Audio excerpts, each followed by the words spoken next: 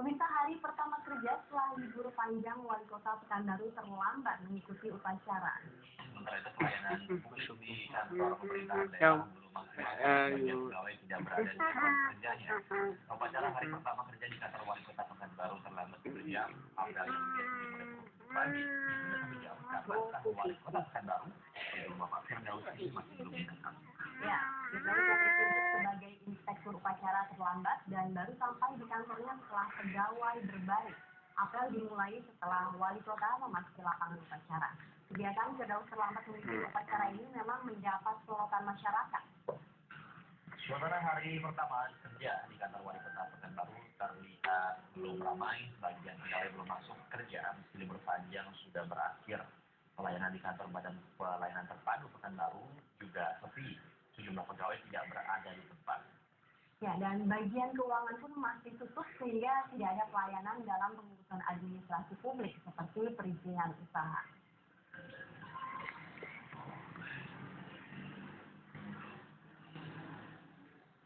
Nah, ini masih ada lagi nih yang punya pengalaman yang sama. Jadi dari tahun baru pemirsa sebanyak 1.500 pegawai negeri sipil atau PNS tidak masuk kantor.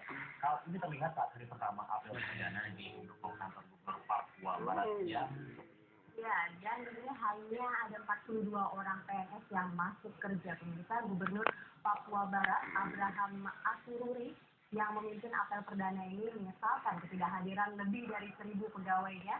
Padahal tanggal 2 Januari merupakan hari pertama masuk kerja bagi seluruh pegawai negeri sipil di seluruh Indonesia, tidak terkecuali di Provinsi Papua Barat. Semula apel perdana direncanakan di halaman upacara, namun karena sedikitnya peserta upacara dan teriknya cuaca, Gubernur Papua Barat memerintahkan peserta apel untuk mendekat ke arah pendopo. hal ini juga menyusul adanya peserta apel yang pingsan akibat cuaca panas. Abraham Al-Sururi mengakui ketidakhadiran PNS usai libur panjang ini merupakan salah satu masalah kedisiplinan di pemerintahan Provinsi Papua Barat yang dipimpinnya. Dan usai apel, Gubernur Papua Barat menginstruksikan kepada seluruh peserta apel agar mengisi absensi kehadiran untuk dijadikan pegangan bagi dirinya dalam mengevaluasi kedisiplinan pegawai.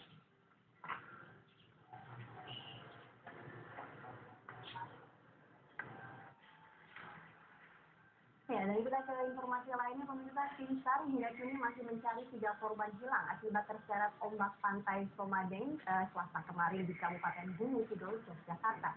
Dalam penyisiran hari kedua, tim SAR gabungan dari SAR Daerah Istimewa Yogyakarta serta SAR Korwil 2 Gunung Kidul mengerahkan 1 perahu serta sebuah jet ski untuk menjangkau daerah tebing pantai. Namun hingga kini upaya tim SAR masih belum membuahkan hasil. Dan pencarian juga terkendala arus yang cukup kencang serta gelombang tinggi dan diperkirakan posisi korban berada di palung di depan perairan pantai Rayanti. Saat ini penyisiran menggunakan jet ski maupun perahu difokuskan ke arah barat pantai Indrayanti mengingat arus laut mengarah ke barat. 3 korban hilang masing-masing Aji dan Dodo, duanya warga Kuningan, Jawa Barat, serta seorang operator jet ski pantai Indrayanti yang bernama Sri warga Klaten, Jawa Tengah, yang berupaya menolong korban tenggelam.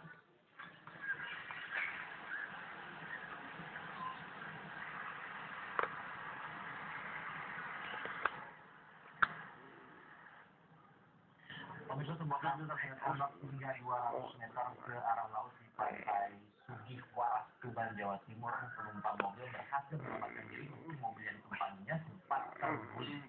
Ya, mobil milik salah satu wisatawan ini mendadak terbalik setelah dihempas gelombang pasang. Sebelum terbalik mobil yang ditumpangi keluarga Solihin warga Kecamatan Soko, Tuban ini sempat terjebak pasir dan gelombang pasang yang datang mendadak. Meski mobil sempat terbalik, namun seluruh penumpang berhasil selamat dan bantuan warga menumpang kembali ke pantai tanpa mengalami luka.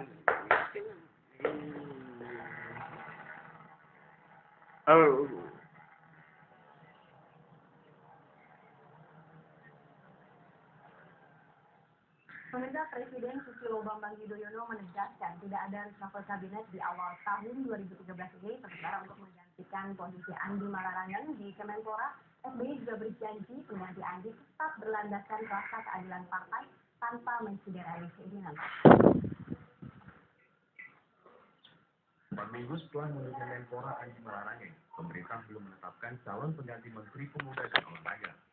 Menurut Presiden Susilo Bambang Yudhoyono, pengganti Andi Malarangeng haruslah calon yang lebih baik dari yang sebelumnya. SBY juga mengungkapkan pengganti Andi Malarangeng juga tidak akan mengecewakan partai dan juga koalisi. SBY bahkan mengakui kalau sampai awal tahun ini belum memikirkan reshuffle kabinet. Tentu akan saya pilih calon yang paling baik dan sesuai dengan konstelasi. Kan kabinet ini ada yang dari partai politik, ada yang non partai politik. Partai politik pun sesuai dengan struktur dan kekuatan di DPR RI, ada berapa persentase untuk partai ini, partai itu, dan sebagainya. Sementara menurut pengamat politik Ikrar Nusyabakti, posisi Menpora yang akan diisi oleh kader partai koalisi adalah hal yang wajar.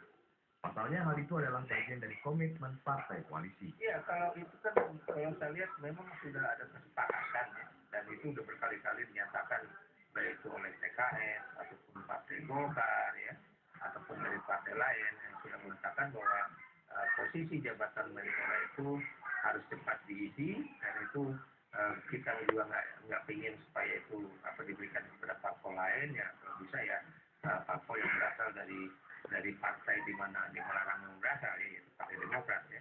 Andi Malarangeng mengundurkan diri dari jabatan Menpora terhitung tanggal 7 Desember 2012 atau sehari setelah Komisi Pemberantasan Korupsi mencekal dan menetapkan Andi sebagai tersangka kasus dugaan korupsi proyek olahraga Hambalang tahun 2010-2011. Tim Liputan Metro TV.